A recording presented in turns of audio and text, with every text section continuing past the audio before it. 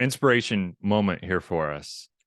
Uriah shared this in our inspiration channel like recently, I think maybe a couple weeks back.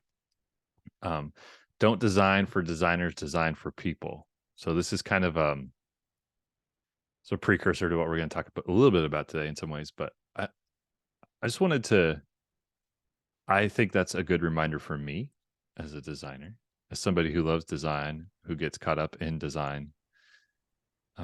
It's a good refresher. You know, we're creating things to communicate with people. And you know, designer, I think somebody said designers are people too in response to Uriah here in the channel, which is valid. They're not. Sometimes we're probably not though. But the idea of, you know, it's, if you're designing with kind of like an internal audience in mind, if that's who the audience is, then okay. But you know, I think with this quote, you know, I think we're thinking about who is it for, and it's probably not for designers, for people who are initiated into knowing what the difference between a sans serif and serif font is, you know. So I think it's just good to keep in mind when we're creating things, you know, who's the audience, who's the people, and then let's empathize with them and think about them and create for them so they can have effective communication. But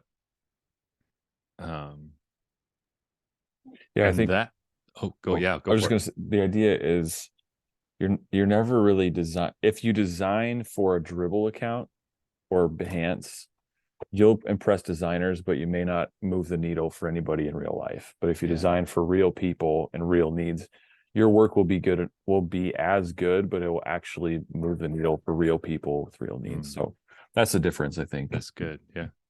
I think that also, you know, I mean, you could replace design here with anything. Like, I think, very nerd personal moment here too. Like, I do some woodworking on the side, and I could replace design here with woodwork. Don't woodwork for woodworkers. Woodworker, woodwork for people.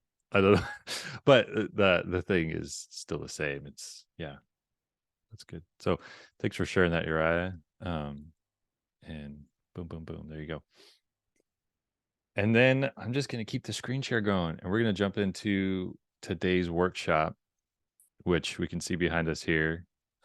Behind this, we've got, maybe, there we go. Yes, we're in Figma here with the slides.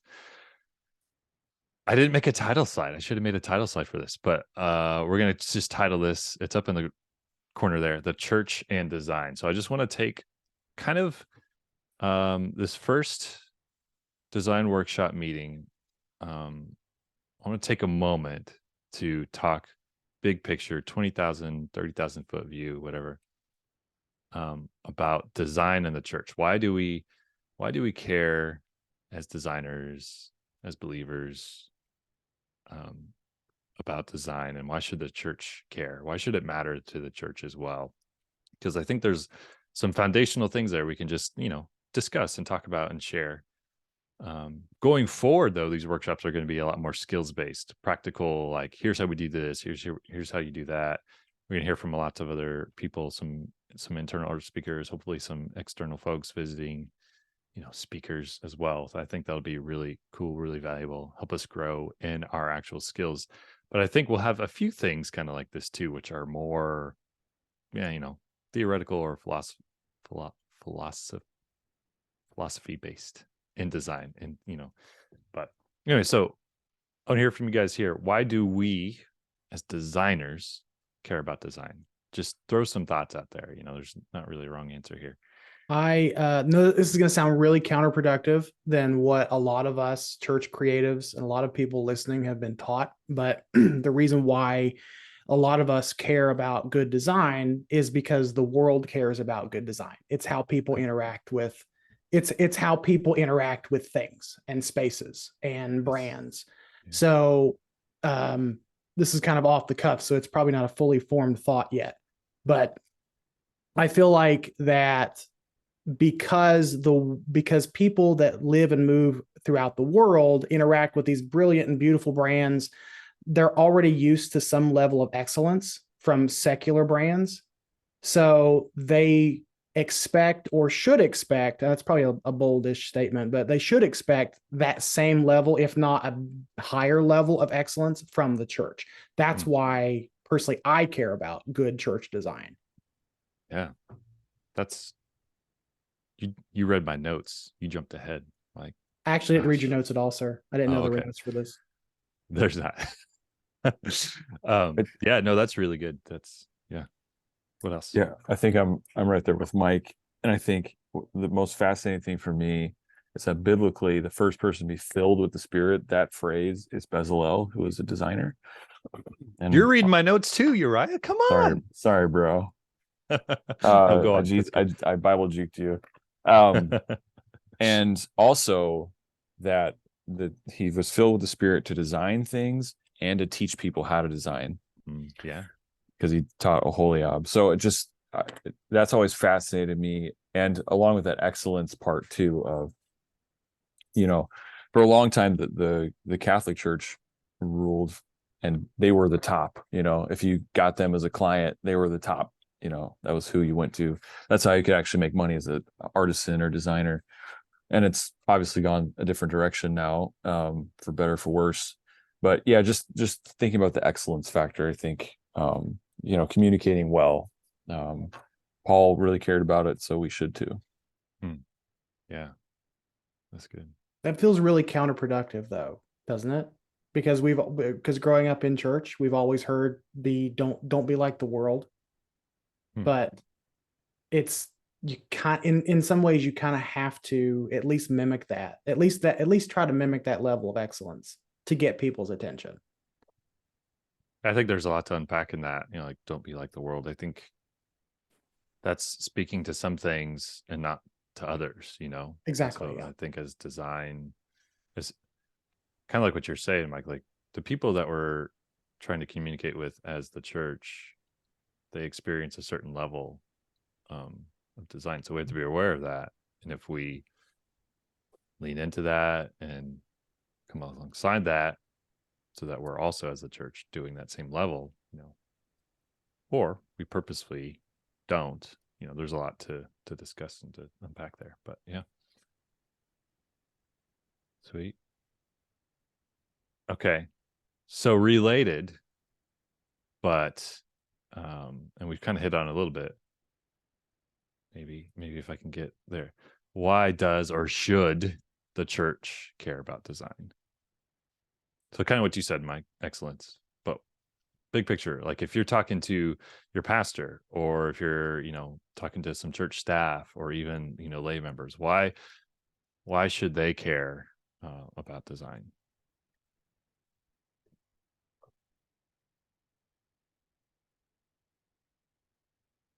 I just point to their iPhone. Yeah. Yeah. Yeah, I see memes about and usually it's more they're like business memes, and it's like about sales not caring about marketing type of thing, or executives like, why do we need marketing? And it's like, okay, why are you wearing a Rolex that's like, hundreds or $1,000+ when your phone tells time? Like, why are you doing that? Or another watch that's like $10 could do the same thing. And it's like, it's all marketing, it's all branding, it's all design. And then, I'd go off of kind of along with that last question too, that I was going to respond to as well, as like, I do think there's an element of, we were, and you hear this like in a lot of like Christian design circles. So, but like, we were created to create. Like Garden City is a really good book by John Mark Comer, and like work was part of like the life pre-fall, part of Adam and Eve's life pre-fall, so like work isn't like a bad thing that we're punished with. Like crafting the world's resources into something beautiful and something that reflects the image of God is something that was already part of creation before anything went wrong. So I would say that's all of our callings. And so a lay pastor, or any leader should care about that one. I think very first of all, because you care about people and you care about your people. So if people on your team or people in your community are called to create in this way, because I think we're all creative and we all create in different ways, but especially with design and there's a bunch of different design disciplines you could have. Like, you should want to empower that. I think that's the main first reason you should care about it. And then the other reason, almost equally as important, is you want to reach people. So like, this is, we hear Jason Bowman here at ArtSpeak say a lot, like, creatives are the front line. Like, Kirk and Jason say that creatives are the front line. The future belongs to the creative, because most people's very first interaction, especially more and more as their first interaction is digital or a visual standpoint, it's going to be a visual thing, digital or physical.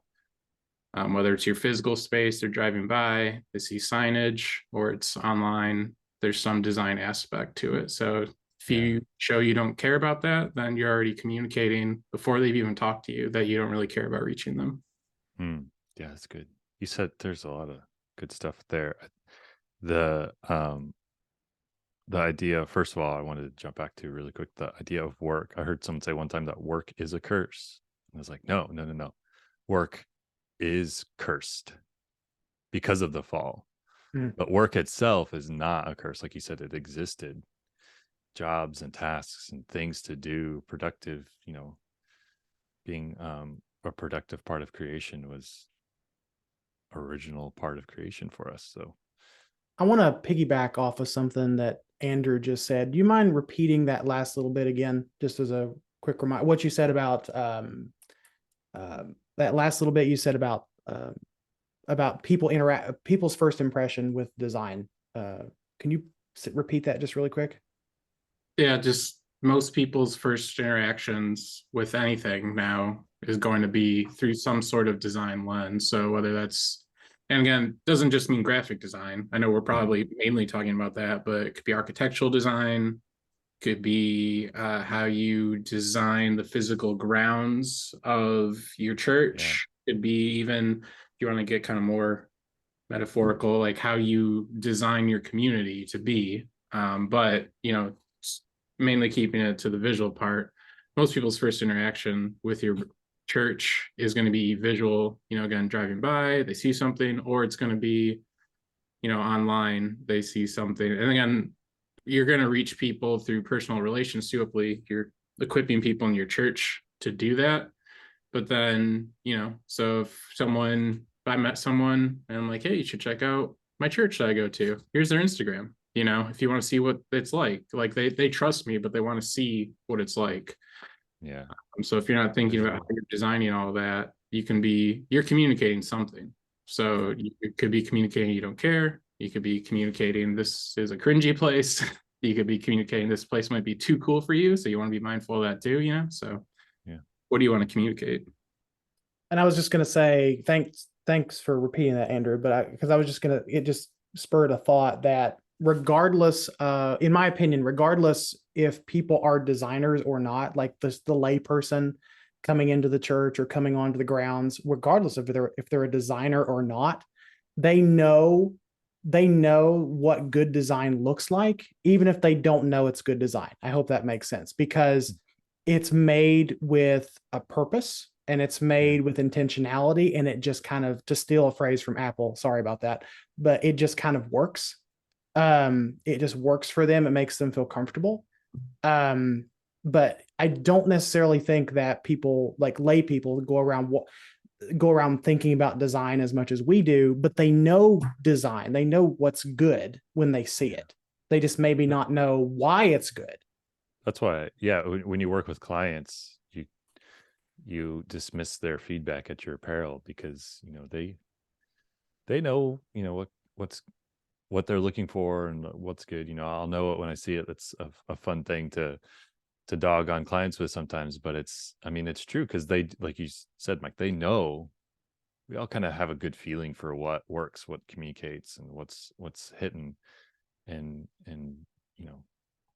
we have to take in that feedback. But and something to talk about a lot is, like, if you're a creative at a church, like, you have clients, they're your ministry staff. Right. For sure. You have an agency at your church, even if you're just by yourself. So hopefully you're not running it by yourself, and maybe start thinking about that way, put some structure in it. We have resources in the community, but That's why we want to do get community clients. here. Yeah. But yeah, and so I think there's a lot of good stuff in there. We hit on some things. And I would like to talk about it more, but I also want to be mindful of the time. So I'm gonna hop to the next thing here is related. Why does the church care about design? But also the church is about communicating the gospel. And so the church, we know that the church exists, one, to edify believers, the body, to grow together, but also to proclaim the gospel, to make God known, right? So the church is about communicating the gospel to each other and to the world. Conveniently, oh wait, where's my slide? I got them out of order. Hold on, don't look. Design is about communication. So we hit on it a little. We talked a little bit about it. Design is communication. There's some sort of message or thing. And Andrew, you mentioned, not just graphic design, but there's architectural design. There's this user experience design. We have interface design, industrials. There's all kinds of different types of design. Mostly here we're talking about graphic design, and graphic design is about communication, but any sort of kind of thing we are designing purposefully, we're solving a problem, we're trying to bridge a gap in communication in some way. And I mean, how our audiences experience God is a lot of times through what we make. Yeah. Like this is how our congregations and how our team members and how the people in our community experience Jesus is through what we design. Yeah. And that's exactly right. Like, I think, because also everything communicates. So back to, I think, Andrew's example of, the grounds, the way you design the grounds at the building. Even if I'm a visitor and I'm walking up and there's like dead plants and the planters out front, that's communicating something to me, intentionally or not. That's communicating something to me. And so if we're intentional about the things we do, as people, as a church, as families, whatever, we're intentional about those things that communicate. That's something we need to do, and design is part of that. So, and again, also in a very visual world, everything is visual. You got your phone, you've got all the websites you visit in a day, all the signs you see, just the TV you watch, whatever. We're just visual creatures, and everything we experience is so visual anymore. So being intentional about that. So design is about communication, but that brings us to a question: what's the difference between design and art? And so communication is one thing, but art can communicate. So I have grabbed some popcorn here, because sometimes people this gets intense when you ask this question, depending on who you're talking to too. But I hear from you guys, when you first read that question, what comes to your mind? What's the difference between design and art? Design specifically needs, like, design is specifically form and function. So a design has to do something, it has to function somehow. Art sometimes can, but it doesn't have to. Art is really more nebulous. So design is a little bit more concrete in that way. Design can be art, but art can't be design, I think. Yeah. In terms of a beautiful layout is artfully crafted, but is it art? Or can a beautiful painting be a design with a purpose? Well, I guess they can interchange. Never mind. My whole analogy fell apart. This is such a difficult thing to talk about, because you start to say something like, well, I don't know. Well, okay. If I'm going back to kind of what I said about the Catholic Church, all the art that they had produced was for a purpose. So technically that was design. Yeah. If you really look at it. Yeah. But I think modern times, I think there is quite a stark difference where we become a much more self-expressive culture. And I think art generally is more about self-expression. It may have a designed intent, but I think design is specifically asked for in terms of moving metrics, of actually making a difference. It has a form and function. Alex already said it, but I'm just trying to parse out the difference in words. That's good. I think you also said something there about purpose too, there's, yeah. What were you gonna say, Mike? I was just say that's tricky though, because I don't disagree. I wholeheartedly endorse what Dietz and Uriah just said. Like, I do think that the difference between art and design is intentionality, but sometimes art can be just art for art's sake can be intentional, but it's probably more self-intentional.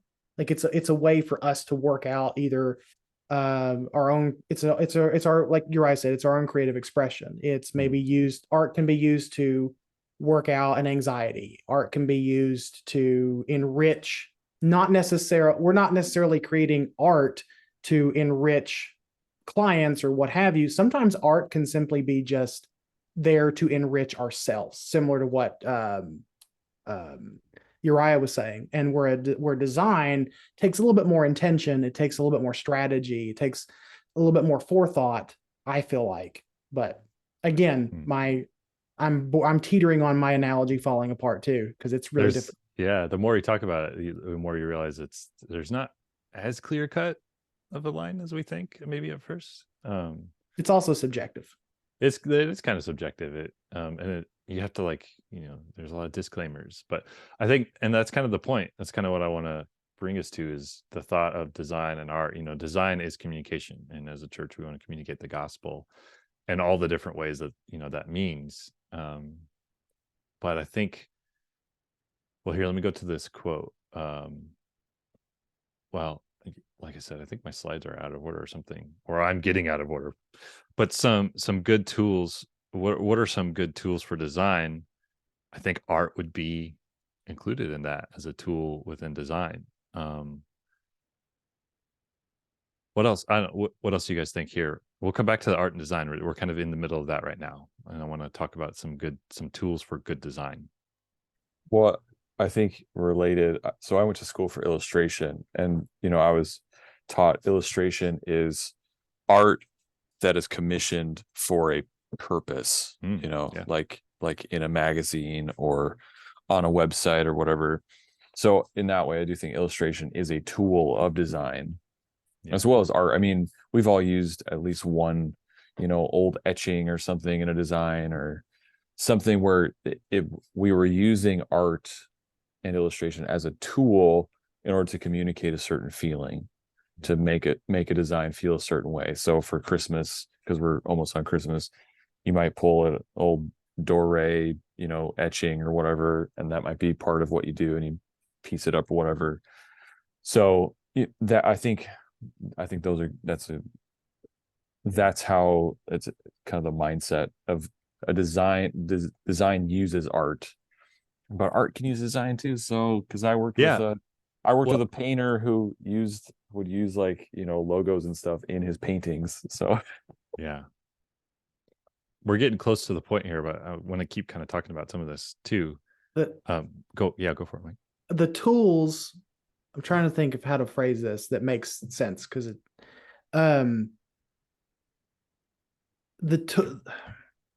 could say Canva, or you could say Canva's proximity. fine, but that's not where I was going. I was going with the tools are whatever gets, essentially the thought is, and it's not a fully fleshed out thing yet, but the thought is the tools are whatever conveys the message best. Yeah. So there is no set just tools. Like, fonts, textures, Adobe Illustrator, whatever. Those things are tools. Those are resources that we use. But I think to what you're saying here, in parentheses, I have effective communication. What communicates effectively? What helps us do that? And within design, within these graphics, these visuals, this very visual world, what are some things that help us communicate effectively? And you're right, in the art and design kind of question, you were mentioning Doré and all these beautiful illustrations that he made some hundreds of years ago. To him, there was art, it was artistic, but he's also trying to bring the viewers to a thought. He's trying to communicate something in that. Maybe we wouldn't say it's designed, but there's an intention there. But then when you take that these days, and we drop it into a cool design, and we have a title, and it's for a purpose to communicate something. Now we're using, like you said, we're using art, and we're designing it out. We're creating a layout. We're creating these graphics, all these things, and we're probably using that specific Dore illustration because the message it's giving is going along with the message we're trying to get across when we create this Christmas design or whatever, right? So, yeah, real quick, Mike. I have a thought. I have a provoking thought. Do you think that because we have so many tools at our disposal, like we have literally libraries of thousands and thousands of tools at our disposal, do you think that diminishes art? Do you think because to a lot of people, art is something that's handmade, something that's like handcrafted, that you've toiled over and you bled over, whatever. Right. But I've run in certain circles where they look down on digital designers as not real artists because we have thousands of brushes and tools at our disposal. There's no real toiling involved. Does that make sense? Yeah, I mean, in some ways it's a valid thought. Like, well, how much work did it take for you to make that? But also it goes back to what's the purpose? What's the intention? And again, where we started earlier, the church is about communicating the gospel, and conveniently design is about communicating. Are you getting the point across? And is it resonating with the people you're trying to get the point to? I think that's kind of at the root of it. And if somebody wants to criticize you for not being artistic about it or doing it with your hands, that's maybe a different conversation, but you can still point to like, yeah, but I got the point across, and people have heard the gospel or whatever, or people know that this is 99 cents on sale now, instead of $1.50. But so real quick, this is in view of our design workshop moving forward, but also for this conversation now. Some tools, there's probably a few more. Obviously, we talked about a few others already, but fundamentals, principles of design, Gestalt theory, stuff like that. Art is a tool in design. We've kind of hit on that, I think. Empathy. We talked about communicating.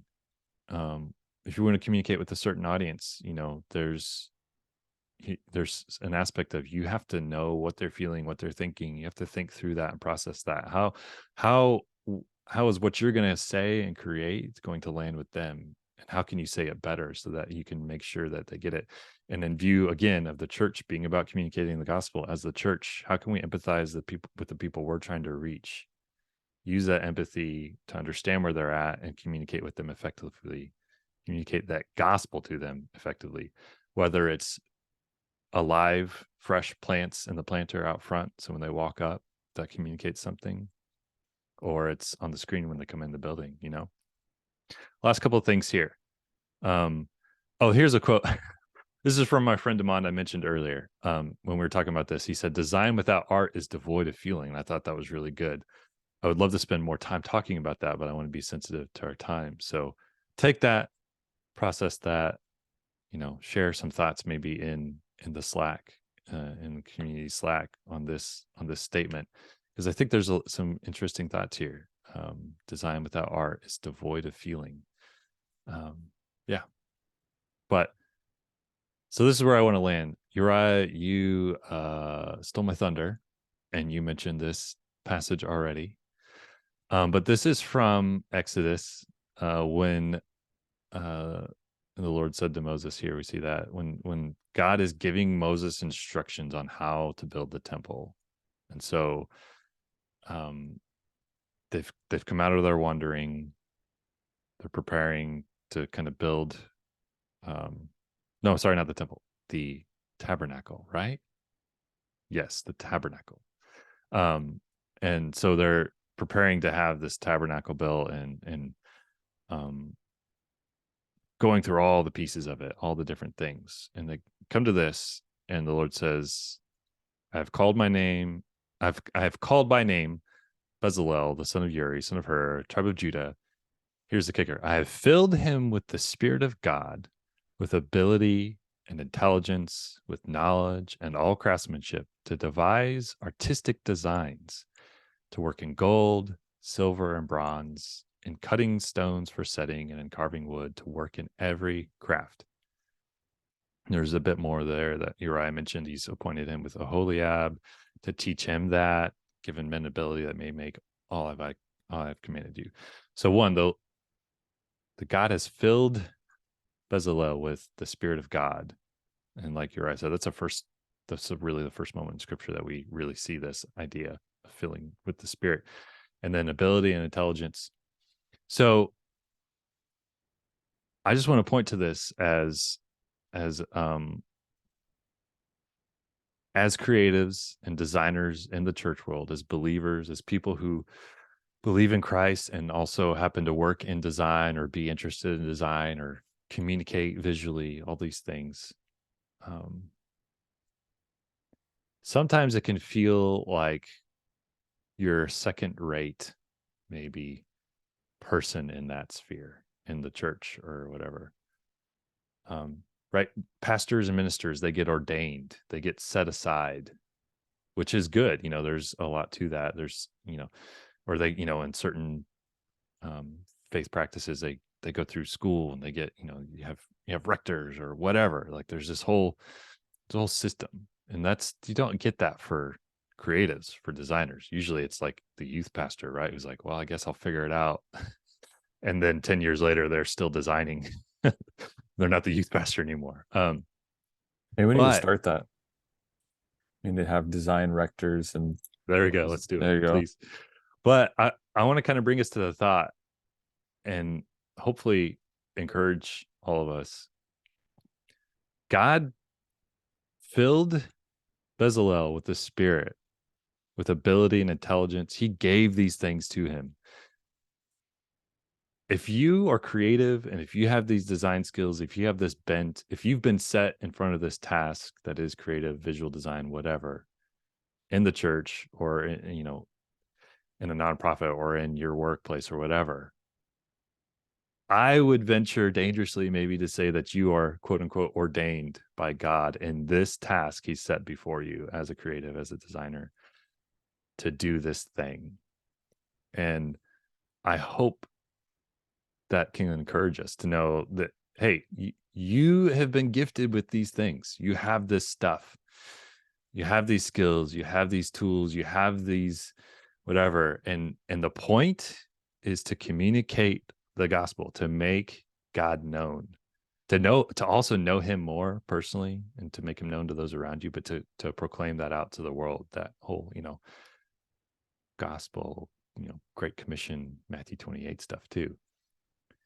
And we see this in Exodus, and we can know that this is in the service of God's kingdom, and God redeeming the world, proclaiming restoration,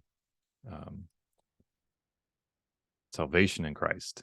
We know that He's still setting aside people to do that work creatively as well. So there you go. That's what I have. That's what I wanted to bring us to here. Talk a little bit about design in the church, creativity, and then ultimately that this is a thing.